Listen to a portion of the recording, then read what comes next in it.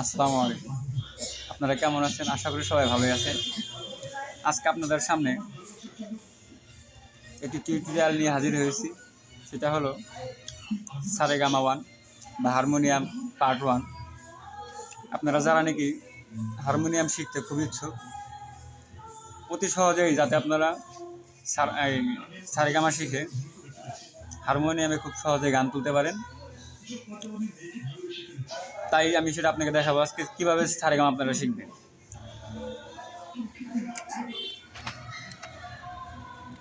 সারেগামা শিখতে হলে প্রথম হলো আপনার এই নোটগুলো চিনতে হবে। নোটটি হলো যেমন আছে, হলো আপনারা দেখবেন সা, রে, গা, মা, পা, ধা, নি, সা। এটা হলো 8.5। 8.5 থেকে আপনাকে দেখাচ্ছি যাতে আপনাদের বুঝতে সুবিধা হয়। সা,